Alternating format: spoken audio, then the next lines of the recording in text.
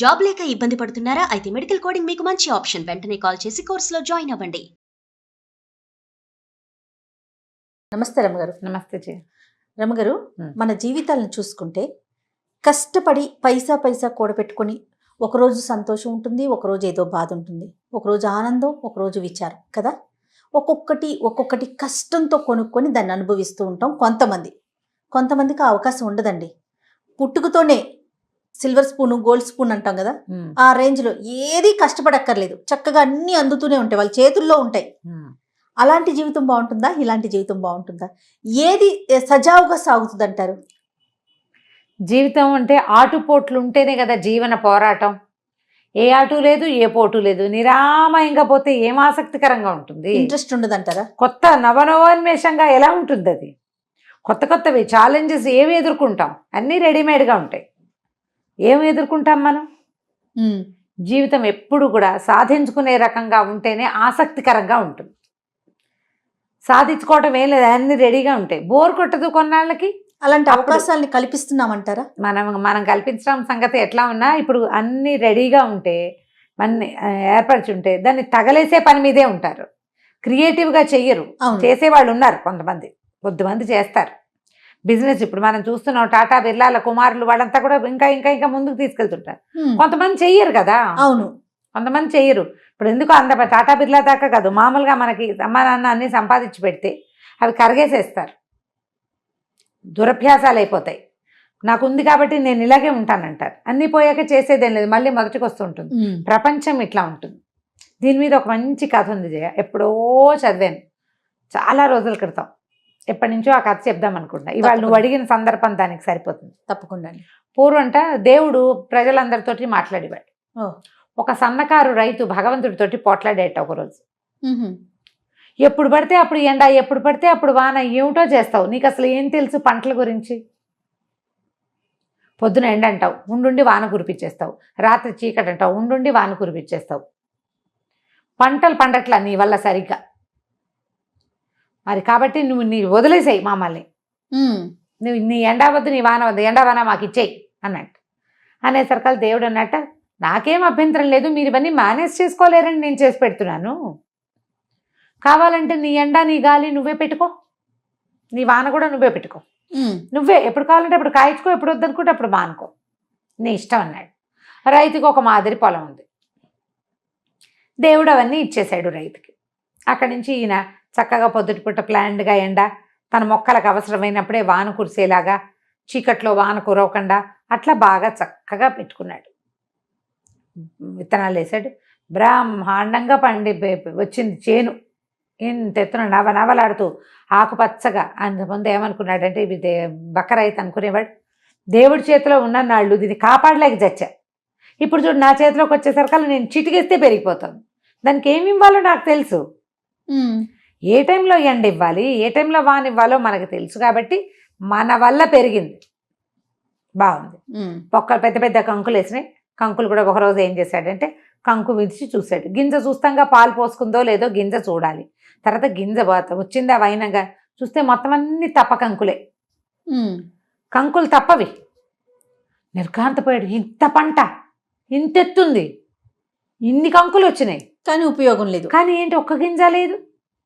వాళ్ళ ఏడ్చాడు. దేవుడు ఎవరినో చూడ్డానికి వెళ్తున్నాడు దారిలో. ఏమిట్రా అబ్బి ఏడుస్తున్నావు అన్నాడు. ఇంత పంట పండించాను చూడు, ఒక్క దాంట్లో లేదు.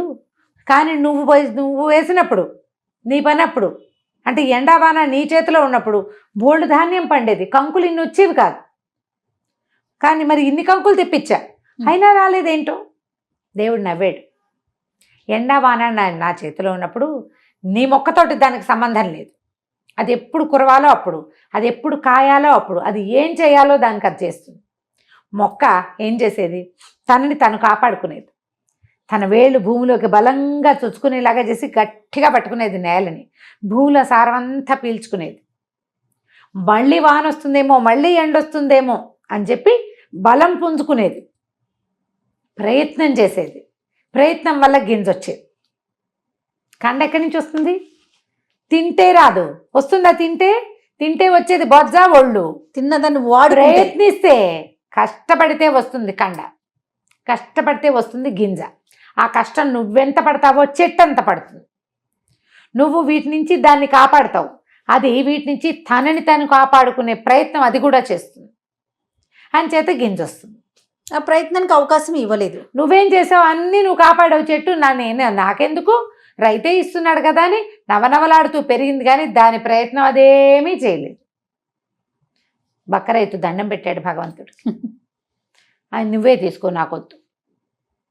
ఎండొచ్చినప్పుడు కాపాడుకుంటా, వాన వచ్చినప్పుడు కాపాడుకుంటా, నాకు ఏది అవకాశం భగవంతుడు నువ్వు ఇస్తే అదే తీసుకుంటా, అంతే.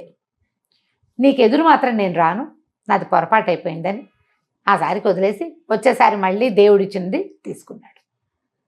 దేవుడు మనకి కొంత ఇస్తాడు, నీ వంతు నువ్వు చెయ్యాలి, అప్పుడు నీకు ఉత్సాహం ఉంటుంది. దేవుడు ఇస్తున్న వాట్లల్లో, దేవుడు చేస్తున్న వాట్లల్లో భగవత్ ప్రేరితంగా జరిగేటువంటి ఎండ, వాన, గాలి వాటన్నిటి ఎదుర్కొనేందుకు నిన్ను నువ్వు సమాయత్తం చేసుకుంటావు. దానివల్ల నీ జీవితంలో ప్రయత్నం ఉంటుంది, కష్టం ఉంటుంది, ఫలితము సంతోషము ఉంటాయి. చెయ్యవు నువ్వు ఏ ప్రయత్నం చేయకపోతే ఏముంది, మంచం మీద పడి అలా నిలుగుతూ ఉంటావు. ఏం ప్రయోజనం? నీ వల్ల భూమికి ఏం ఉపయోగం?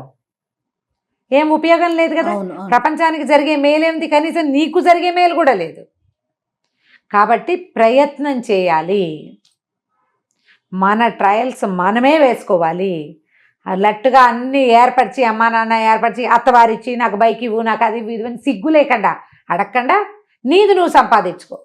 ఓ పిల్లని పెళ్లి చేసుకుంటే, మీ పిల్లని ఇచ్చావు కాబట్టి బైక్ కొనిపెట్టు, కారు కొనిపెట్టు, నాకు ఆస్తి ఇవ్వు, నాకు బ్యాంక్ బ్యాలెన్స్ ఇవ్వు, బంగారం ఇవ్వు.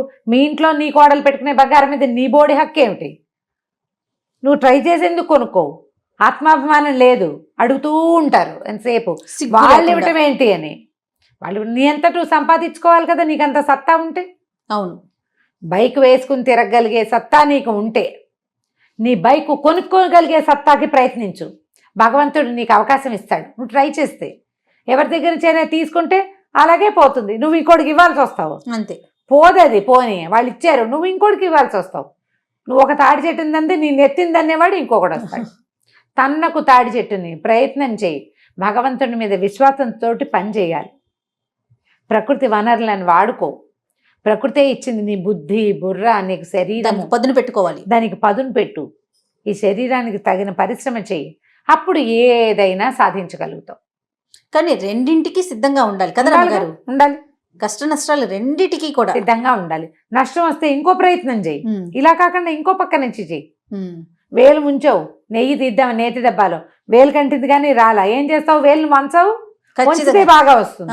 వంచు, ఒళ్ళు వంచే ప్రయత్నం చేయాలి, ఒళ్ళు వంచాలి, బుద్ధికి పదును పెట్టాలి. అప్పుడు భగవంతుడు ఇచ్చినటువంటి ఇంత ప్రపంచం నీకనువుగా మారుతుంది.